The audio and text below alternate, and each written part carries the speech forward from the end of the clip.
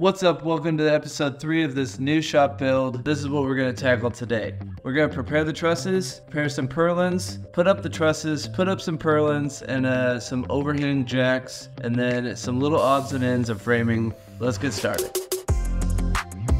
The trusses are here, but I just don't have enough hands right now to put them up, so I'm going to hold off on that and do a few of the other projects that I can do just on my own. The first thing that I'm going to do this morning is align my trusses and mark where each purlin goes on each truss.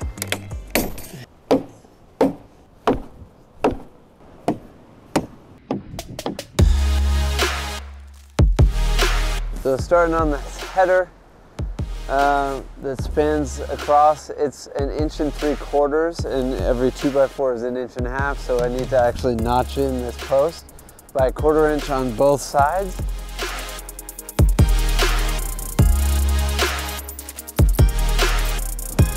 Apparently this is not a construction tool because there's nothing for me to hang it onto my belt.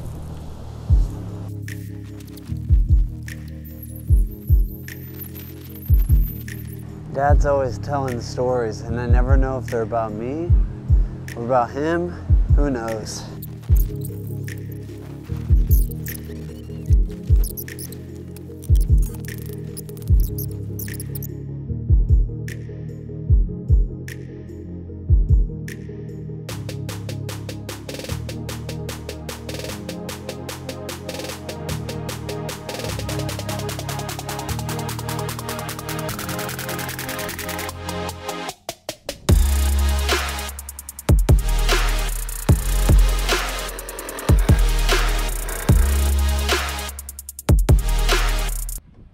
Well, that looks worse than it did before.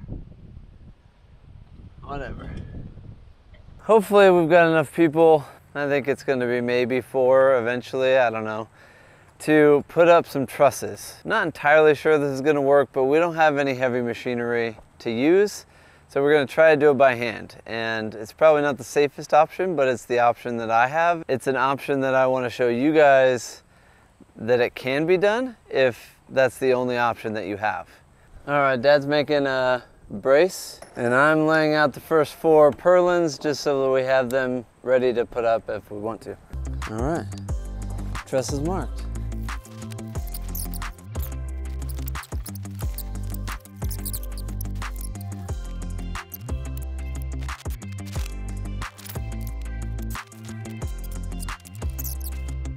First truss up. Not nailed off yet, but it's getting there.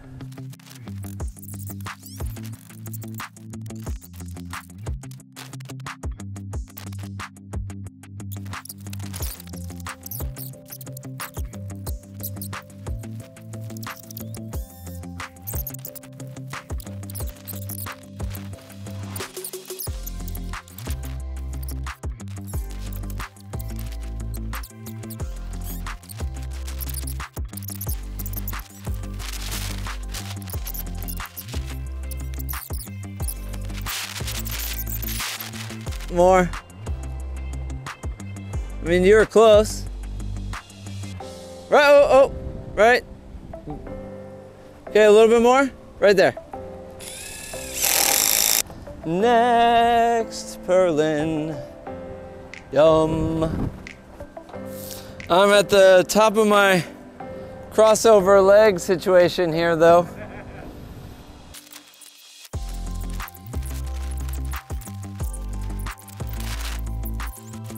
When I marked the trusses, I should have marked them on center, but then where the actual stud goes, that would have been easier. Pro tip, do what I didn't.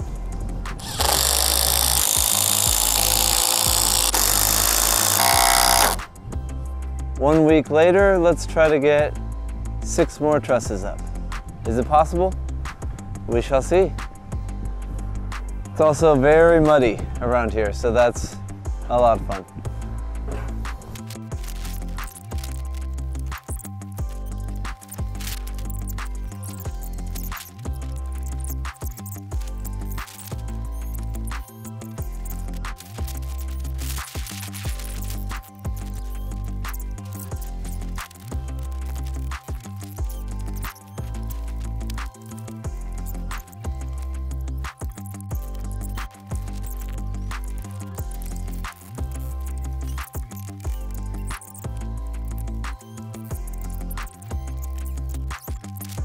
Walking one side up, one spot at a time.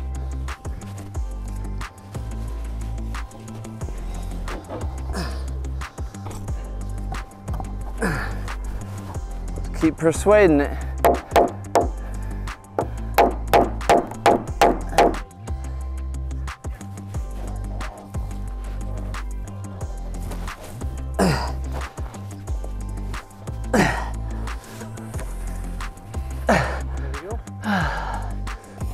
Deal. Boy, that one is extra.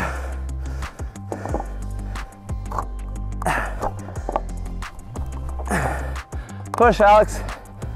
Push, push, push. There we go.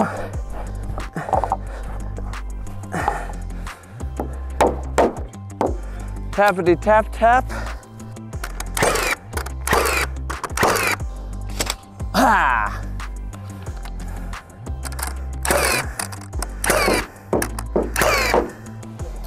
As Graham would say, we're just semi-pro amateurs. Did I get that right? My side looks good.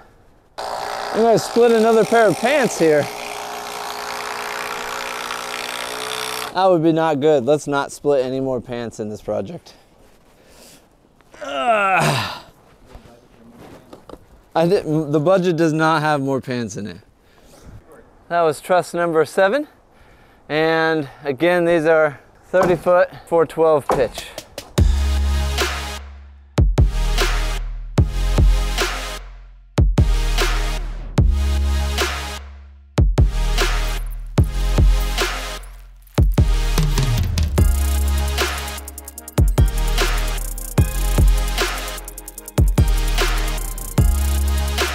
Wow, 2 hours, 6 trusses, thanks to all the friends and family that were helping on the purlins, and then soffits, and more stuff. Stay tuned.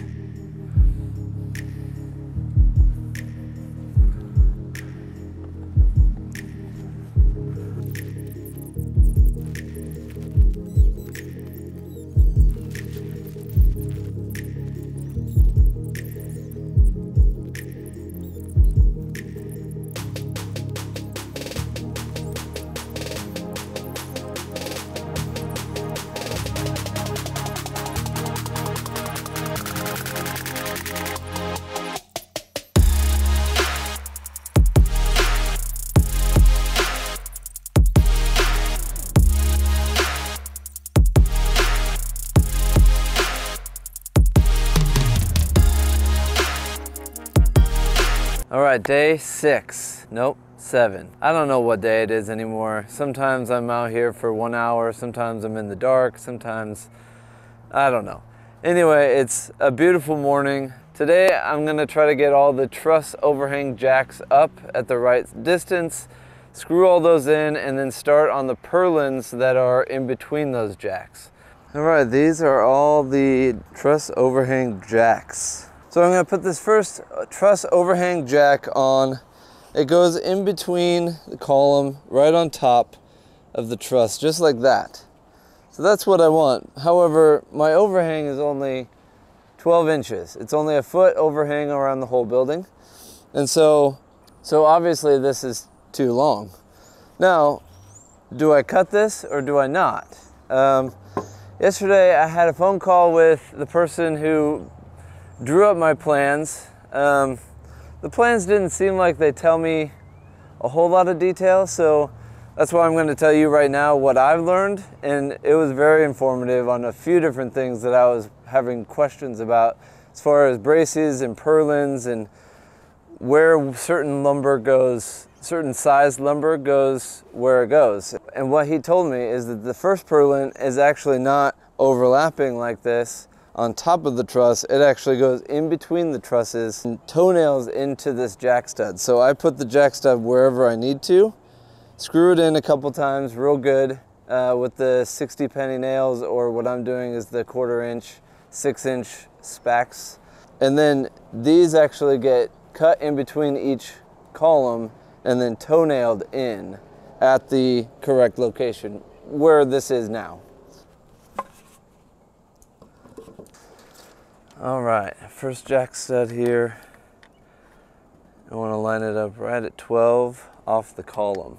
So you can see I was going off the column face and go right to 12 and make sure that that's flat against the truss there.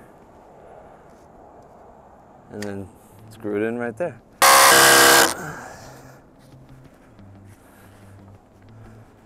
There we go. One down, 18 to go. Ooh, I think it is a nice tight fit. Yeah, see, that's the goal. Nice tight fit, just like that.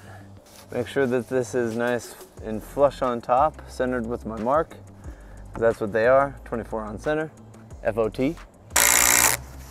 Pro tip, boom. Okay, I will probably on all of these come back and use the nail gun. Boom, boom, boom, boom, boom, something like that. That's row 1 purlin, number 1 out of a lot.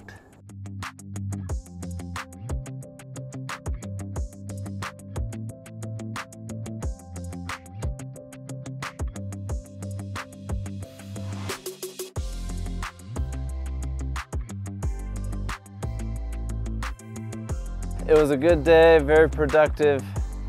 My brother Aaron came over for a little bit. We were able to knock out the truss overhang jacks on all of the sides, all 2 of them. So there's some over there and then down this line here.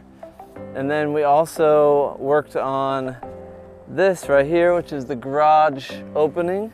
Put the extra board in between and then on the inside as well, right there. And it got way more level and straight, so I'm pretty excited about that. So the next thing that I need to be doing probably in the nights are the soffit nailers. So that'll go up at the top right about there, right in there.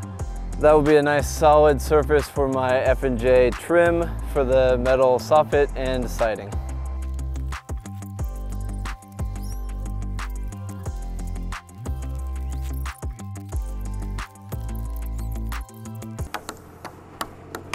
Hanging out on the roof. It's a pretty view from up here. Also the fall colors, man. If you don't live somewhere where there's fall trees, fall colored trees, you're missing out. Although all winter, you're not missing out.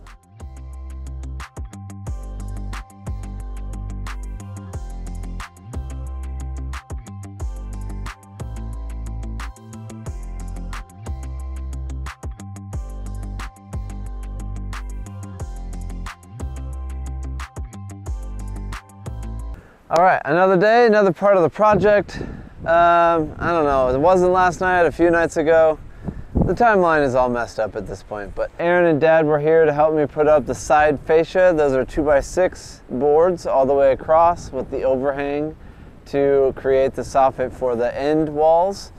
Today, we're gonna figure out the end wall fascia, which are going up at the angle and then meeting with a 412 pitch. So there's a few things we need to do to figure that out, and I think I might have a trick up my sleeve to figure out where the actual top meets, because really there's only purlins that are 8 inches away from the top peak, the actual top peak. So I've got an idea for that.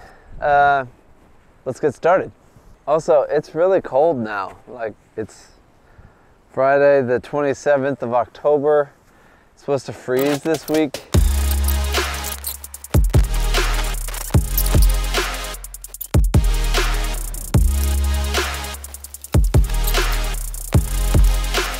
This is a lot harder than I thought.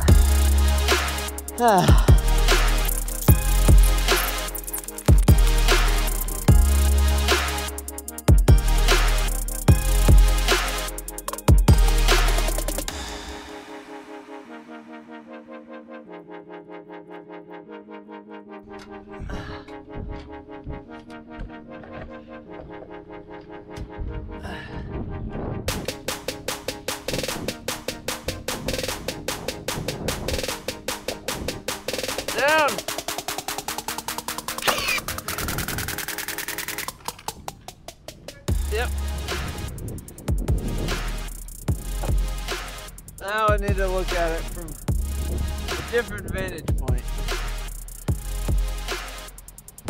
I mean, this is perfect. This is, man, pretty perfect. Pro tip on this right here, this extra piece, was to help me line up the middle of the truss right here. It's hard to tell. That's what we want. Oh yeah, that's right. Before I go too far, I only had one nail on that top one.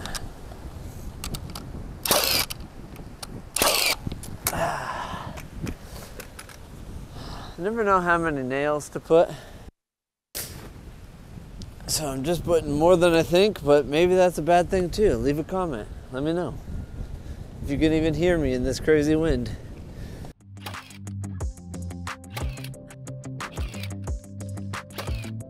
These little shim things, not what I intended, but when I didn't probably pay enough attention the first time when we were putting this purlins on and the overhang that needs to be, so hopefully it doesn't come back to be a problem later on.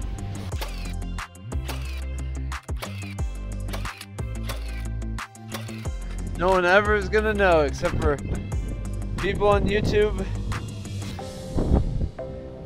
and my dad.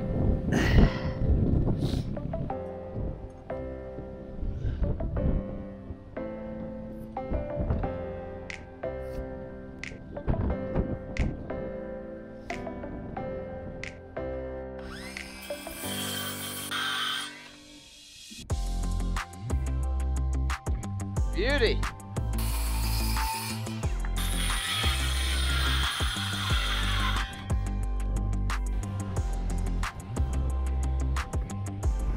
All right, some guys are here that I've hired to do the concrete. They're leveling it all out and gonna pour hopefully in the next week or two. That's exciting. Thank you all for watching. Make sure to like and subscribe. Also, if you have any questions, comments, whatever, leave a comment down below. I'd love to respond to those. I'm really excited about how this building has turned out so far, and I'm looking forward to episode 4 where we talk about windows and bracing and a few other things. It'll be a shorter video. But anyway, thanks for building with us. Nope, what do I say? Thanks for watching. Oh yeah. Thanks for watching.